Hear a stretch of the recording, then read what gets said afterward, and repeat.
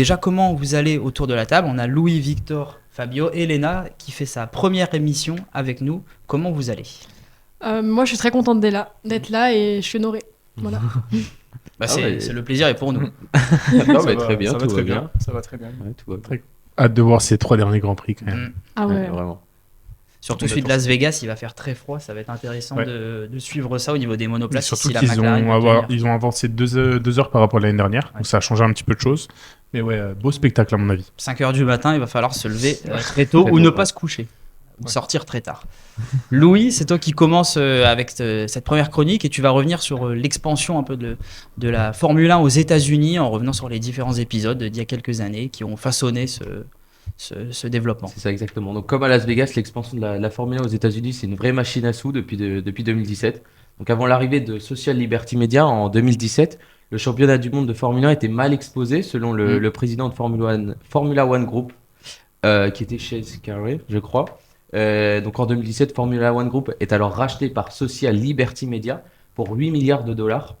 Donc ce nouveau groupe compte bien conquérir l'Amérique du Nord, le marché le marché nord-américain, pardon. Nous sommes en 2017 et les États-Unis sont principalement tournés vers l'IndyCar et la NASCAR. Donc en 2018, les grands prix aux États-Unis ne faisaient que 500 000 téléspectateurs, donc c'est certes peu, mais c'est certes beaucoup, mais peu à l'échelle Par rapport à la population. par rapport à la population américaine. Et le Grand Prix d'Austin qui a eu lieu donc en 2012 et en 2016, donc avant il n'y avait qu'un seul Grand Prix aux États-Unis, celui d'Austin, il rapportait environ 25 millions par an. Et vous allez voir qu'après ça va bien augmenter. Donc pour attirer les foules, Social Liberty Media a d'abord filmé ce qui se passait sur et en dehors de la piste avec quelques émissions des vidéos, des shorts sur YouTube pour attirer les foules. Donc le Grand Prix des États-Unis se transforme donc en show avec des concerts, des feux d'artifice et des grandes célébrités qui viennent assister au Grand Prix.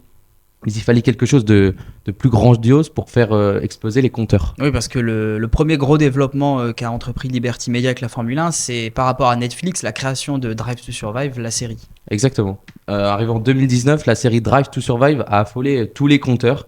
Une série qui a attiré un public plus jeune, donc plus large. Et les chiffres s'en ressentent. Le nombre de téléspectateurs ne fait qu'augmenter chaque année. Rappelez-vous, le duel mythique entre Lewis Hamilton et Max Verstappen en 2021 a attiré plus d'1 million d'Américains devant sa télé, contrairement à 500 000 personnes l'année précédente. Donc, juste doublé, c'est juste phénoménal. Et en 2023, 2 ans plus tard, le Grand Prix de Miami a attiré 15 millions de personnes devant leur télévision pour assister à la victoire de Max Verstappen. Donc, c'est juste des chiffres exponentiels. Avec plus de 350 millions d'euros de recettes sur ce Grand Prix. Donc les Américains regardent plus la Formule 1, c'est un chiffre. Et les sponsors américains maintenant se bousculent se bousculent tout simplement.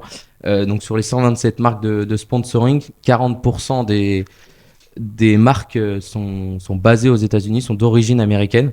Et le dernier Grand Prix de Las Vegas aurait rapporté un intérêt de 1,5 milliard d'euros, dépassant le Super Bowl de la NFL en 2024. Donc c'est la NFL est énorme. Voilà, c'est juste la base des États-Unis.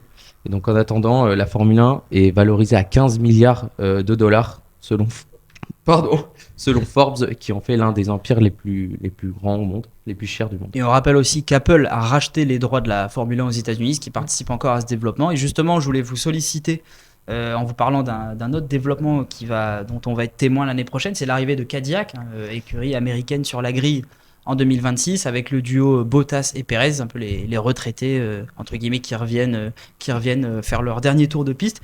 Est-ce que vous pensez que dès sa première année, sachant que c'est une année de réglementation moteur, une nouvelle réglementation qui arrive, est-ce que vous pensez que Cadillac peut avoir les armes pour directement être performant en 2026 ? Moi, je pense que ça peut être compliqué. Alors, déjà, une image qui donne un peu cette idée-là, c'est l'image du simulateur, qui fait un peu peur quand on voit ceux d'autres écuries. Il y a aussi les paroles de Gasly récemment qui disent qu'en fonction des performances moteurs, d'autres équipes pourraient être retrouvées vraiment à la ramasse dès le début, même peut-être hors des 107% des qualifications. Donc, alors, ils vont avoir le moteur Ferrari, si je dis pas de conneries, pour 2026, 2027 et 2028 devraient développer leur moteur. Mais ça peut être un petit peu difficile au début, je pense, pour eux. En espérant que ça puisse se passer pas trop mal, mais je pense que ça peut être un peu difficile. Moi, je suis pas d'accord. En fait, moi, je pars du principe que vu que c'est une nouvelle réglementation, peut-être que ça peut être un bon moyen de rééquilibrer un peu ceux qui étaient un peu en avance et ceux qui sont un peu en retard. Les cartes sont en quelque sorte rebattues. Ouais, c'est ça. Et vous notez peut-être un peu sur le duo de pilotes aussi qui pourrait les aider, parce qu'on sait que la voiture fait beaucoup. Néanmoins, avoir un pilote performant avec de l'expérience, ça peut changer aussi pas mal de choses. Et là, Bottas, Perez, de l'expérience, ils en ont. Ouais, même deux pilotes expérimentés, ça va aider au développement de la voiture, au feedback des deux pilotes. En plus, Cadillac, c'est un grand constructeur automobile, donc ils savent faire avec la compétition. Avoir deux pilotes comme ça expérimentés dans leur rang, ça va que les aider et que les faire progresser tout au long de l'année. Je ne sais pas exactement s'il y a un contrat qui a été donné pour Perez et Bottas, si c'est 1 an, Je crois que pour 2 ans. l'instant, c'est 2 ans pour les C'est deux 2 ans. pilotes. Donc, sur les 2 années, de toute façon, l'écurie va faire que progresser avec ces deux pilotes. Ouais, c'est 2 pilotes qui sont champions du monde en titre, enfin champions du monde avec Leur avec leur écurie. écurie. Ouais. Donc oui, un max d'expérience. Ils ont Bottas, il est combien 4-5 fois champion du monde avec Mercedes, si je ne dis pas de bêtises. Moi je pense qu'ils vont un peu galérer au début parce que on se fait vite rattraper par la réalité souvent mais ça peut être une belle surprise. En vrai, je sais pas, on verra quoi. On aura la réponse dès le début d'année 2026, de toute façon, avec les premiers essais hivernaux. On va basculer maintenant sur notre deuxième chronique et parler d'un Grand Prix aux États-Unis, celui d'Austin, qui a eu lieu il y a quelques semaines. On s'en souvient, avec notamment la course sprint et cet accrochage entre les deux McLaren qui avaient fait couler beaucoup d'encre. Léna, tu reviens sur ce Grand Prix et pourquoi le circuit d'Austin est attractif, et notamment sur le Grand Prix donc en 2024. Oui, en effet, et l'exemple le plus flagrant, c'est le Grand Prix qu'on a vu à Austin en 2024. Souvenez-vous, lors de cette course, Charles Leclerc s'était imposé devant Carlos Sainz. Aujourd'hui, j'en profite pour vous résumer ce Grand Prix et vous montrer pourquoi Austin demeure toujours un Grand Prix qui sait nous offrir du spectacle, tant aux spectateurs et qui ravit les pilotes également. En 2024, le spectacle il commence dès l'extinction des feux. Lando Norris, qui part de la pole position, il va se retrouver menacé par une offensive de Max Verstappen. Et son offensive, elle va carrément faire en sorte que Norris se retrouve légèrement bousculé sur les limites de piste. Cette manœuvre, elle va profiter à Charles Leclerc qui, lui, il est parti 3e. Il va couper parfaitement sa trajectoire et ressortir en tête à la corde du premier virage qui va renverser immédiatement la hiérarchie dès les premières secondes.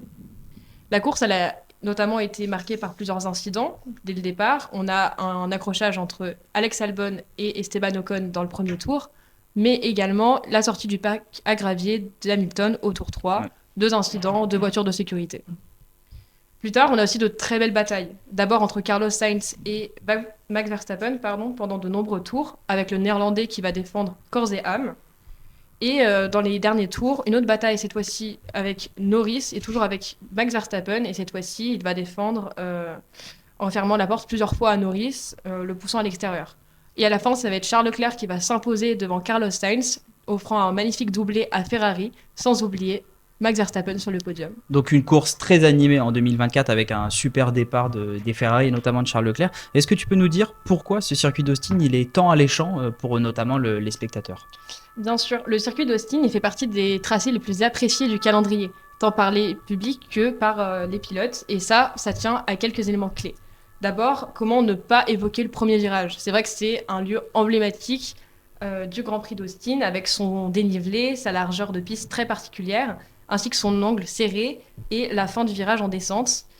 Il y a beaucoup d'opportunités de dépassement, surtout au départ, et on l'a revu cette année avec l'incident entre Piastri, Norris et Hülkenberg, notamment lors de la course sprint. L'autre lieu clé, le premier secteur, avec ses S ultra rapides et sensationnels. Dès la sortie du virage 1, les pilotes ils plongent directement dans cette partie du circuit qui est très sinueuse, et chaque entrée de virage conditionne la suivante, donc chaque erreur fait perdre un temps précieux. La zone DRS entre les virages 11 et 12, elle fait aussi du circuit d'Austin un circuit très particulier. En effet, on va avoir le freinage au virage 11 qui est extrêmement particulier. Beaucoup de pilotes se font avoir, notamment parce qu'ils accumulent énormément de vitesse en arrivant, ou encore avec le problème du vent ou des bosses. Cela rend les batailles encore plus spectaculaires dans la ligne droite. À noter donc que c'est un tracé extrêmement bosselé et ça perturbe beaucoup les pilotes. C'est un peu la cerise sur le gâteau. En tout cas, le circuit est particulièrement dynamique avec des opportunités de dépassement partout, ce qui est idéal pour les spectateurs et bien sûr les pilotes. En fait, on ne s'ennuie jamais. Puis ce qui est idéal aussi, c'est que déjà le Grand Prix pour nous Européens, il est en soirée et pas à 5h du matin. Donc déjà, c'est un peu plus simple pour le regarder. Donc je voulais vous demander, à la suite de cette très belle chronique, est-ce que pour vous, le Grand Prix d'Austin, en tout cas ce tracé, c'est le tracé aux États-Unis qui est le mieux en fait? Est-ce que c'est le meilleur tracé des États-Unis par rapport aux Grands Prix qui sont actuellement en calendrier ou ceux qui l'ont été dans le passé? Ouais, pour moi, complètement. C'est un circuit récent, mais très différent de tout ce qu'on voit aujourd'hui avec les circuits en ville, le circuit rapide. Là, il y a du dénivelé, il y a ce très bel enchaînement au premier secteur, tu en as bien parlé. Les longues lignes droites, beaucoup de zones de dépassement, même le triple virage à droite dans le dernier secteur qui est très impressionnant. Pour moi, ce circuit, il a tout ce qu'il faut pour être voilà, un vrai circuit de course automobile. Ouais, il a tout, il a des zones à haute vitesse avec le premier secteur, il a des gros freinages, du dénivelé, pour moi c'est magnifique comme on peut penser à Portimao. Il a aussi, voilà, notamment ce dernier secteur qui est très sympa où il y a même des petites zones un peu sinueuses avec des virages très lents aussi. Non, il a un peu tout ce qu'il faut pour être un bon circuit et c'est vrai que l'horaire, pour le coup, convient plutôt bien à la France. En général, c'est plus simple, plus tout le monde est dispo même de regarder un Grand Prix le soir, même plus que des fois fait à 15h le dimanche, quoi. Louis, Ouais, les gars. ouais, vous avez dit tout ce que je pensais hein, personnellement. Et puis moi, enfin, après, je préfère les circuits comme ça, contrairement aux circuits urbains, où on peut plus tenter les dépassements, il y a plus de folie. Et puis, ouais, vous avez dit. Puis, le premier virage mythique, on attend que ça en fait le dimanche. On veut voir qui va passer en tête au premier virage en fait. Donc, ouais. Puis il y a tout cet univers aussi cow-boy qui entoure le Grand Prix d'Austin. On l'a vu avec Hamilton, on l'a vu aussi avec Daniel Ricciardo il y a quelques années. Donc il y a vraiment un mythe autour de l'histoire même des États-Unis qui habite ce Grand Prix. En tout cas, maintenant, Victor, c'est toi qui va revenir sur un autre moment particulier, celui d'Indianapolis en 2005. Et ça s'est pas très bien passé, dis-nous en plus. Ouais, c'était il y a un peu plus de 20 ans, le 19 juin 2005, l'une des courses les plus étranges de l'histoire de la Formule 1 avait lieu sur le circuit d'Indianapolis, un autre circuit mythique évidemment du sport automobile, qui accueillait à cette époque le Grand Prix des États-Unis. Pour recontextualiser, il y avait en 2005 deux manufacturiers pneumatiques sur la grille, Michelin et Bridgestone. Michelin a dominé la saison 2005, mais les ingénieurs de l'ancienne française ne sont pas informés du resurfaçage du tracé d'Indianapolis, contrairement à ceux de Bridgestone. Le manufacturier japonais amène en conséquence une nouvelle gamme de pneumatiques spécialement préparées pour cette course. Et dès les premiers essais libres, deux accidents interviennent suite à des problèmes de pneus causés par des crevaisons pour les pneus Michelin. Dans le clan français, on ne comprend pas vraiment ce qui se passe. On ramène de nouveaux pneus venus d'Europe spécialement pour la suite du week-end. Mais cela ne fonctionne toujours pas. Et selon les prévisions, les gommes ne tiendront toujours pas l'entièreté du week-end. Et donc, juste avant le départ du Grand Prix le dimanche, il y a en quelque sorte un bras de fer entre la FIA, les équipes et Michelin. Qu'est-ce qui se passe réellement? Oui, c'est ça. Il y a plusieurs solutions qui sont proposées. Par exemple, celle de modifier le 13e et dernier virage qui posait les problèmes à ces pneumatiques. Ou alors, il y avait encore une autre solution, c'était de disputer la course hors championnat, comme ce qui se faisait un peu à l'époque dans les années 50-60 avec les 500 miles. C'était disputer la course hors championnat, donc ne pas inscrire de points pour le championnat du monde. Finalement, aucune de ces décisions ne sera adoptée et la course se disputera entre guillemets normalement. Et je dis bien entre guillemets parce que jusqu'au départ du tour de formation, tout est normal. Mais en arrivant dans le dernier virage, toutes les monoplaces chaussées de pneus Michelin rentrent au stand et dans leur garage pour abandonner. Et on se retrouve sur la grille de départ avec seulement 6 voitures. Donc c'est complètement l'incompréhension dans les tribunes. Les spectateurs américains eurent les 6 pilotes présents. Sur la grille, on a les 2 Ferrari de Schumacher et Barrichello, les 2 Jordan et les 2 Minardi. Donc à l'accession des feux verts, les 6 monoplaces s'élancent. À l'arrivée du Grand Prix de la honte, Schumacher signe sa seule victoire de la saison 2005 devant son coéquipier Barrichello et la Jordan de Thiago Montero, auteur de son premier et unique podium de sa carrière. Michelin, qui a conseillé à ses écuries clientes de ne pas prendre le départ pour des raisons de sécurité, annonce par la suite rembourser les billets des spectateurs présents sur place et offrira même 20 000 billets pour l'édition de l'année suivante. Mais le mal était fait, les États-Unis n'ont plus accueilli de Grand Prix de Formule 1 après la fin du contrat d'Indianapolis en 2007. Donc de 2008 jusqu'au premier Grand Prix d'Austin à 2012, les États-Unis ne rentraient plus en lien avec la Formule 1. Alors, une question qui est directement liée à cet événement d'Indianapolis en 2005. Est-ce qu'en 2025, c'est possible et est-ce que ça serait bien de retrouver plusieurs manufacturiers pneumatiques, d'avoir, en plus de Pirelli, le retour du Michelin, je pense aussi à Dunlop, Bridgestone. Est-ce que ça serait intéressant aussi du point de vue stratégique d'avoir ce retour de plusieurs marques de pneumatiques? Moi, je pense que oui. On le sait, Michelin, ils sont plus en F1 parce que si on est en F1, faut le monopole. Et Michelin, ça les intéresse pas. Michelin, ce qui les intéresse, c'est de la bagarre, essayer de se battre un peu justement avec le fait d'avoir les meilleurs pneus. Ils vont d'ailleurs quitter le MotoGP à cause de ça. Donc moi, oui, c'est quelque chose que j'aimerais bien. J'aimerais bien un retour de Michelin. Voilà, c'est peut-être parce que c'est une entreprise française aussi, mais c'est sûr que pour plusieurs manufacturiers, ça pourrait peut-être faire plus de stratégies différentes, plus impacter les week-ends. Moi, je pense que ça serait une bonne idée. Oui, puis on parle souvent, et à juste titre, du malfonctionnement, par exemple, des pneus pluie wet. Si jamais un autre manufacturier, par exemple Michelin, apportait des pneus pour la pluie à forte intensité, mais qui étaient beaucoup mieux, peut-être qu'il y a des pilotes qui prendraient ce risque, alors que d'autres resteraient sur des intermédiaires de Pirelli. Donc là, ça pourrait apporter dans certaines conditions des vrais décalages. Oui, et puis comme dans tous les domaines de la vie, finalement, la concurrence fait évoluer tout le monde. Donc ça pourrait amener Pirelli à travailler sur des nouveaux pneus, et ainsi de suite. On sait qu'il y a déjà eu pas mal de débats autour de l'efficacité de ces pneus, donc ça pourrait être gagnant pour tout le monde, je pense. Ouais, globalement, je suis d'accord, hein. Le fait d'avoir un peu plus de diversité, ça pourrait offrir la voie à d'autres possibilités pneumatiques et de stratégies. Donc, ça pourrait même relancer des batailles voilà. Ouais, bah oui, hein, ça va augmenter les stratégies. Hein. Nous, c'est tout ce qu'on veut, c'est avoir de la bataille en piste. Et puis, parce que les pilotes se plaignent souvent des pneus qui fonctionnent pas souvent très bien. Qui sont irréguliers même. Ouais, c'est ça, surtout irréguliers, ouais. Même durant un week-end. Donc, ouais, et puis ça permettrait aussi à Pirelli comme tu l'as dit, de se perfectionner sur ses pneus et puis avoir de meilleures batailles en course. Puis c'est un débat qui fait directement écho à l'actualité, puisque le Grand Prix du Qatar qui arrivera après celui de Las Vegas donc la FIA impose un minimum de 2 arrêts, puisque les pilotes ne pourront pas faire plus de 25 tours sur les pneus pour éviter les crevaisons. On sait que les vibreurs ont occasionné des crevaisons dans les derniers Grands Prix du Qatar. Ça fait écho aussi peut-être à des manufacturiers, à ce débat, et des manufacturiers qui pourraient apporter des pneus capables de résister. Donc encore une fois, ça risque de relancer ce débat de la qualité des gommes de Pirelli. En tout cas, on fait encore un bond dans l'histoire. On revient à Las Vegas, mais l'appellation du Grand Prix en 1981 et 82, c'était pas le Grand Prix de Las Vegas, c'était le Grand Prix du Caesars Palace. Et c'est toi qui nous en parles, Fabio. Tu reviens sur ces 2 éditions. C'est ça, et on connaît tous Las Vegas. La ville est au calendrier depuis 2023, mais elle était là avant. Et oui, parce qu'en 1981, pour la dernière course de la saison, la ville américaine avait accueilli 2 années d'affilée d'ailleurs la Formule 1 en 1981 et 1982, et avec une spécificité, comme tu l'as dit, il ne portait pas le nom de la ville, mais le nom d'un hôtel et aussi casino mythique de Las Vegas, le Caesars Palace. Et autre différence majeure qui va avoir une grande importance, c'est que le Grand Prix, il avait lieu de jour. Et déjà, vous pouvez commencer à sentir les problèmes. La course donc s'est déroulée sur un circuit temporaire installé sur le parking du Caesars Palace. Et même déjà là, ça peut sembler problématique.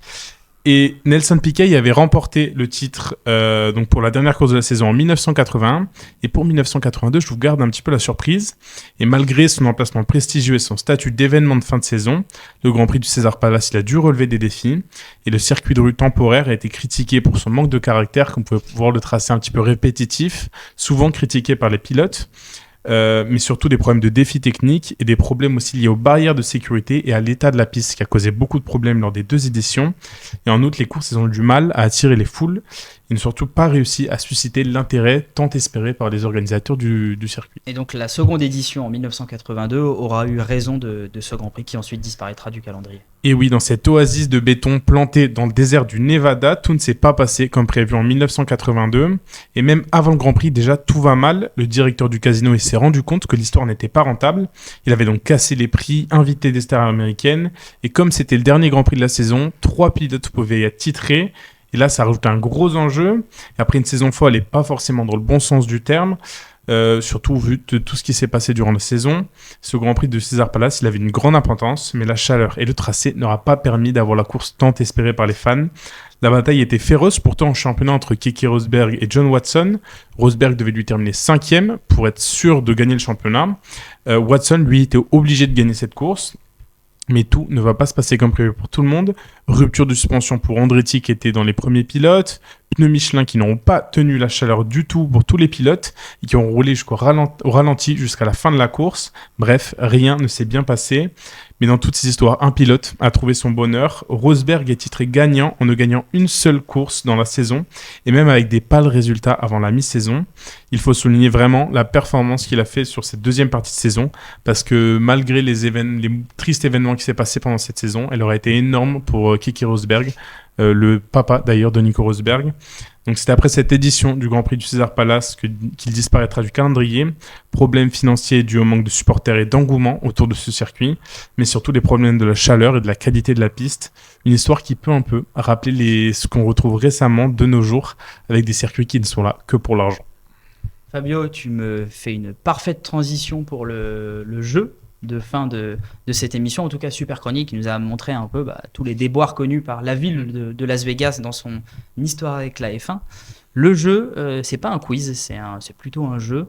Vous allez voir, je vais vous dire ce que c'est. Déjà, là, vous avez eu de la part de Fabio un joli cadeau, parce que pour le jeu, il va falloir me citer tous les pilotes de l'histoire de la Formule 1 qui ont soit participé au Grand Prix de Las Vegas, donc les 2 dernières éditions, soit qui ont participé au Grand Prix du Caesars Palace en 1980 et 82. Donc ça risque d'être assez simple pour les 2 dernières éditions, parce que tout le monde connaît les pilotes. Quand on arrivera sur les pilotes qui ont roulé sur le bitume du Caesars Palace au début des années 80, ça risque d'être un peu plus compliqué. Voilà. Ouais.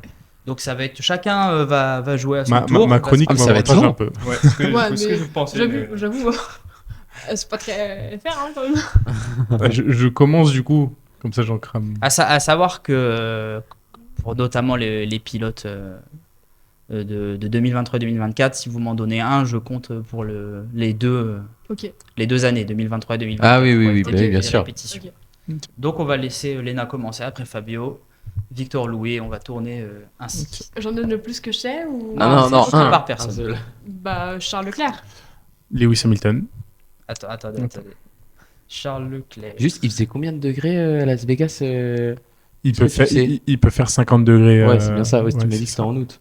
Ouais, c'est ça. Ouais, donc c'est ça, 50 degrés. C'est autour des 50 degrés, ouais. Ah, bah donc vous imaginez la température de la piste avec le soleil en plus. Mais l'intelligence, pourquoi ils ont fait ça en plein été en fait? C'est l'endroit, c'est le moment où il fait le plus chaud. Donc, ok, bon, bref. Charles Leclerc, Lewis Hamilton, c'est bon. Victor, qu'est-ce que tu me dis? Max Verstappen,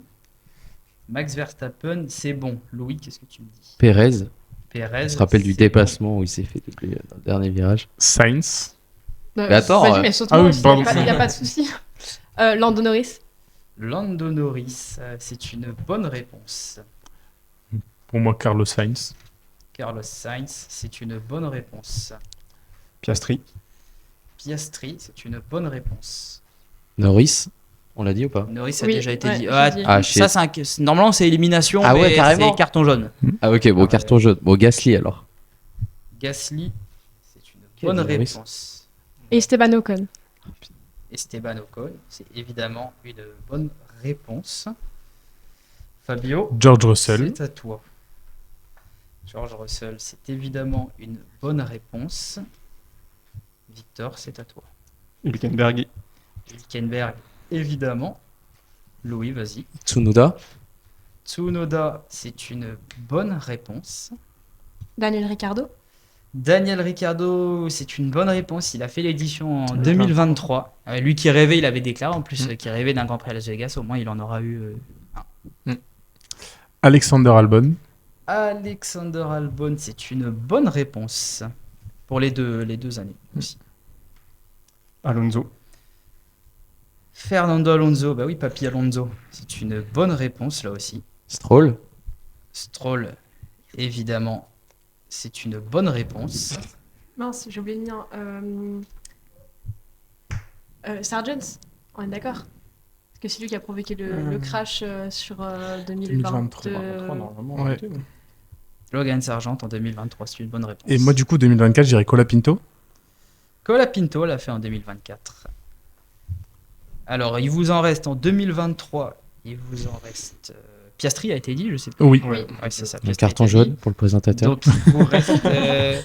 c'est simple, pour 2023, il vous en reste 3. On oublie qui? Ouais, c'est J'en ai ça. encore. Ouais, moi aussi, mais je suis pas sûr en fait. Pourtant, c'est récent, mais en fait, on. Et les trois ont fait les 2 éditions. Les Bah, 3 pilotes ont fait les 2 éditions. Waouh, mais attends, C'était à qui? C'est à Ça moi. Victor en premier. Ah si, c'est bon. Bottas, c'est une bonne réponse. Bottas. Allez, on est à 2 pilotes, on a fini la salve des 2 dernières éditions et on rentre un peu dans le Je plus vais dur. dire Birman. Ah, Birman, Il a pas fait. Parce que je sais qu'il a fait un petit bout de. Ok, bon, ça marche. Non. Tant pis Ah, pour oui. moi. Je vais faire Arabie Saoudite. On a dit les pilotes Magnussen. Magnussen, c'est une bonne réponse. Louis, bien sûr, t'avais déjà eu un carton jaune, donc Éliminé. Birman, c'est Évidemment. malheureusement, voilà. Une chance, mais pas deux. Et Et. il en reste. Bah, il en reste un. Bah, alors pour moi, ça me paraît étonnant 2023, mais Lawson a fait 2024, puisqu'il a terminé la saison 2024 en remplaçant Ricardo. Ok. Voilà. Ouais, c'est pas celui-là. C'est le dernier. C'était le dernier. Ah, j'en avais un autre. Mais... T'avais qui? Bah non, dis-le pas du coup. Ah oui, Guan Yu Zhou. Mais il a été dit, Guan Yu Zhou. Non. Non, Bah, il a Guan pas Yu été Zhou, dit. c'était le. Ah ouais. Ouais, c'était ça. Mais il Ouais, y voilà. a pas le coéquipier de Magnussen aussi? Il a été dit Il a Il été a dit, dit. Hülkenberg. Ah oui, pardon. Ouais, parce que maintenant je le vois dans la Là, sauvegarde. là c'est 80-82 maintenant, Là, les amis. 80, plus dur. 82, il va me falloir des données des pilotes qui ont roulé sur ce bitume. Et c'est Louis. Ah bah non, Louis est éliminé, donc c'est Louis qui commence. Là, il y a une chance, vous pouvez vous tromper une fois, mais pas deux. Pensez à ce que Fabio a dit, pensez aux pilotes ces années-là qui roulaient en F1, des champions du monde. Bah, c'est simple, j'en ai un. Dis-le. Ah, il n'y a plus que toi et moi? Non, Ah, il y a Victor c'est à aussi. toi. Ah C'est à toi. bah, Rosberg. Rosberg, Niqué, c'est Nico une ou bonne Kéké? réponse et il a roulé donc les 2 éditions. Bah, moi, j'utilise champion 81, Nelson Piquet. Nelson Piquet, Il y a les c'est trophées et une tout, non bonne réponse. Il est confiant, ça me tue. Watson. Watson, John Watson, c'est une bonne réponse. Alors, je sais qu'il a dit, mais j'ai plus le nom. Je sais qu'il commence par un A et que c'est un Italien qui a eu un problème de suspension. Il faut le nom. Ah, purée. Oui, bien sûr, l'italien, ça va pas And- marcher. Andretti? C'est ça ou pas? Mario Andretti, c'est une bonne réponse. Il est juste pas italien, il est Ouais, américain. ouais. Ah, ok. Non. Mais Bah, je sais c'est pas. une bonne réponse. Moi, je vais te dire Alain Prost. Alain Prost, c'est évidemment une bonne réponse. Il a participé aux 2 éditions. Sous Renault. D'ailleurs. Oui, tout à fait. Alan Jones. Champion en 80, donc. Alan Jones, c'est une bonne réponse. Schumacher? Bon, il est arrivé 10 ans plus tard. Non. Non, Bon, bah, malheureusement non. Mais t'avais déjà fait une erreur? non. Non, oui, t'avais eu Mario Andretti, donc carton jaune. Mais c'est Ah pas. ouais, mais là, Schumacher, non. moi je peux dire. Ah ouais, carrément. Encore elle ou Schumacher, c'est à on moi m'a expulsé. Quoi? Encore elle ou c'est à moi? Bah, c'est à Non, toi. non, c'est à toi, c'est à toi. Moi, je vais te dire Patrick Tambay. Patrick Tambay, c'est une bonne réponse. Il l'a d'ailleurs fait qu'en 1981. Ouais. Il a remplacé un autre pilote. Il a fait beaucoup de bien à Ferrari sur cette année 1981. D'ailleurs, C'est il y a que des t'as vu pilotes, la- t'as vu il y a la des course. pilotes qui peuvent être absents dans les 2 années puisqu'il y en a qui n'ont pas pris le départ. Ouais. Donc ils sont pas dessus parce qu'ils n'ont pas roulé. Tambay, comme le journaliste. Adrien Tambay, Adrien qui est Tambay. son fils, Petit. consultant, Ah oui, journaliste. Ah bon, Mais ça- oui, c'est la même Consultant, oui, famille. autant pour Il a moi. C'est- commenté, qui a été très présent cette année d'ailleurs Ouais, chez ouais. Canal et qui fait un bon boulot. Qui apporte une vraie expertise. ouais. Ouais. Je vais dire Scheckter. Ah, Jody Il a pris Scheckter, sa retraite, Jody déjà Scheckter. Champion en 79. Jody Scheckter, ça y est pas. Ah, En jaune, du coup. Carton Ouais. jaune. Il n'y a que Fabio qui n'est pas averti. Ouais. Ah non, mais moi je vais abandonner parce que je. Alors, Pas la il culture. reste. C'est pas mal, hein. Il y en a certes. Ouais. Certains, c'est connu. Il y en a un. Moi, j'en ai un, mais- Alors, il y en a un petit indice. Il y en a un, malheureusement. Non, pas d'indice, Qui en a oui. fait. Il y en a un, Il y en a fait un. Ah, non mais attendez. Il y en a un, malheureusement, qui a fait que celui de 1980. Oui, Malheureux, c'est- tragiquement même. c'est- Voilà. Ah. Mais Mais- c'est à toi, Léna. Pas le Ah, droit à mais- l'erreur. Bah je l'aurais pas. hein. Tu peux. Il y a encore du Tragiquement. français. Tu connais Voilà, Ah, je je te sais donne pas. un indice parce Ah, ça que. marche. Non, si je te donne un indice, j'en donnerai un à Victor après. Mais Non, non, on mais- connaît quelqu'un de sa famille, ce pilote français, notamment de Canal+. Ah oui, bah Ah, vas-y, dis le nom aussi. Si, il a fait. Attends, Canadien, plutôt. consultant, Vas-y. Ah non. commentateur ou consultant? Consultante, Lafitte? même journaliste. Lafitte. Jacques Lafitte a fait le Grand Prix en 1980. Et on Bah, connaît c'est- Margot Ah oui, Lafitte. Moi, donc, je sur vais, Canal. je vais te dire Gilles Villeneuve. Gilles Villeneuve En a fait 81. seulement parce qu'il- 1980. S'il est mort en malheureusement. 82. Oui, je pensais que lundi, c'était ça. C'était Ouais, moi j'ai pensé au début aussi. C'est celui que j'avais pour Victor, après. c'est à toi, t'as un carton jaune. Je vais aussi te donner un Victor, indice parce que non, mais je sinon vais c'est essayer, pas drôle. Il y a un Français ouais, qui a Pironi. fait. Pironi, ouais. C'est pas celui que j'allais te. Ah, encore un autre. C'est pas celui que j'allais te Donc, donner, mais Didier Pironi, ouais, avant de. Putain, ça devient Ouais, exactement. dur. Alors c'est vrai qu'il y en a un qui n'a pas été donné pour Ouais, 1982 qui est assez flagrant. Oui, C'est-à-dire oui, que c'est un je pilote pense, assez je pense connu l'avoir, ouais. Champion du monde, quoi. qui malheureusement nous a quittés. Ouais. Je Oui, peux, ouais, je j'ai- peux l'avoir ou pas du tout? Enfin, Oui, est-ce que oui. tu penses que je peux l'avoir? Oui, oui, il y en a encore plusieurs. Ouais, Oui, oui, bien sûr. Un joueur de Ah ouais foot aussi, non? Je suis pas une si grande culture en étant. Il est là. Tintin, sur le coup, je me prends Piqué, il a dans pas ton fait jeu. 82. Ah, je l'ai. Enfin, j'en ai plus. Mais Je suis Piqué, c'est désolée, pas cette mais je vais génération. laisser la parole. Tu veux pas tenter, non? Non, non, il Tu a pas dit, abdiques Hein en troisième hein. position. Je jure qu'il a Ah, pas dit. j'applique en troisième position sur ce podium. Déjà, c'est allé très loin. Hein. Ouais. Vous m'avez Ah. étonné. Alors Ah. Fabio, t'as encore un Ouais, carton moi- jaune à prendre. Victor, on a. Moi, un. je vais peut-être prendre un carton jaune, je suis pas sûr, mais Jean Alési. Je suis pas certain du tout. Hein. Mais je pars sur Jean Alési. Je crois pas. Malheureusement, Jean Alési, il Je est crois pas dans la liste. Ouais. On commence sur Paul Ricard Ouais. en 84 ou. Ouais, c'est ça. Il commençait juste après. C'est ça que j'avais peut-être en tête. Loda. Niki Lauda, évidemment, qui a couru en 82 ce Grand Prix. Alors vous avez tous les deux un carton jaune, je vais vous donner quelques indices parce qu'il y a encore des noms. Enfin, en tout Je pense cas, avoir un moi de Français, ma le position Français. c'est facile, mais il y a encore, il y a du pilote Ferrari, il y a un pilote champion du monde aussi qui est dans la liste. Ouais, il y a un pilote, ouais. Dans ce qui reste, il y a un pilote qui est champion du monde dans la liste, dans les années 90.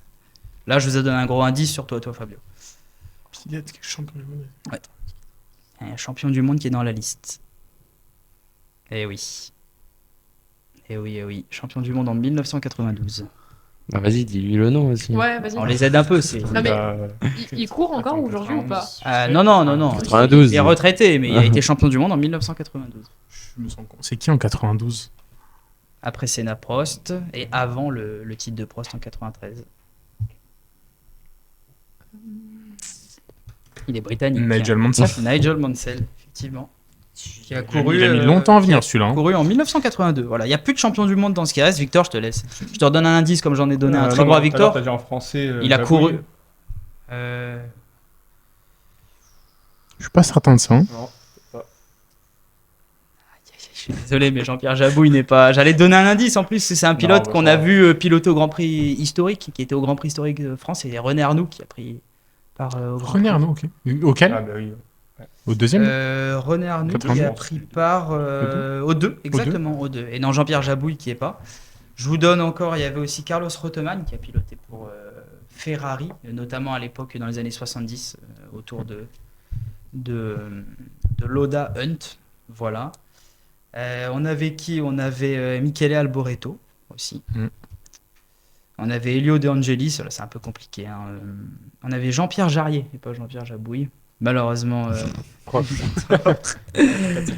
Et en 82, Ricardo Patrese aussi, qui arrive, qui sont des noms un peu. Il fait une belle course en 82. Alors ça, je pourrais pas te crois. donner Non, l'information. parce que je crois que j'avais vu, comme quoi il a fait un bon résultat. Voilà, Je me demande si c'est même pas lui qui gagne en 82. hein. c'est possible. Je crois que c'est lui qui gagne en 82. Et donc Fabio qui gagne ce jeu. Voilà. Bon, Louis, c'est Avec vrai un que gros indice à la fin. t'as un peu été Ouais, déplacé. gros indice, ça t'a laissé Attends, 2 attends. minutes pour trouver un Mais champion surtout, du monde. Avec Il 92, gagne il lui a le tout quiz, donné. Mais il a fait une chronique quand même qui l'a bien aidé. J'avoue Oui, que j'ai été avantageux. C'est le jeu, c'est le jeu. Ah, mais je C'est dis le pas. jeu. Le Je jeu. dis pas, mais- C'est le jeu. Victor, t'aurais peut-être dû attendre l'indice au lieu de Non, c'est pas grave. te lancer, mais c'est pas grave. Bon, en tout cas, Ouais. merci. Mais on est allé loin, en tout cas, tout le monde. Enfin, Tout Ouais. le il monde a est quand allé même, loin, franchement, ça a duré longtemps. Ouais. Mm. Non, mais c'est impressionnant. Je m'attendais pas à ce que vous me sortiez autant de noms pour les années 80. Franchement, Ouais, déjà, je m'attendais à finir dernière. Je finis Ouais. sur le podium. S'il y a c'est Louis, vrai. bon, ça, c'est Ouais, pas Louis ça. a pris une contre-performance. on l'a senti. Non, mais Birman, dans ma tête, il y était quoi. En fait, il a fait 2 courses en Je sais qu'il a fait 2 courses, 2024. mais mais c'était vers la fin, Il non? fait Jeddah, Bakou. Ouais. Ouais, voilà. C'était vers la fin. Et je pensais que. Ouais, il a fait des gaz. Tant pis pour moi. Tant pis. En tout cas, on arrive au terme de cette émission, ce hors-série sur la Formule 1 aux États-Unis. Cette fois, j'y arrive, pas comme dans l'intro. Merci à vous 4 autour de la table. Bravo les nobles pour cette première. Voilà, c'était une très belle chronique. Merci à Samy qui a tenu la régie de cette émission, notre fidèle Samy. Nous, on se retrouve donc lundi prochain à 18h pour débriefer ce Grand Prix de Las Vegas. Est-ce que vous allez vous lever tôt pour le regarder? Ça, on a hâte de le savoir lundi prochain dans les commentaires. D'ici là, portez-vous bien et restez connectés. Salut tout le monde.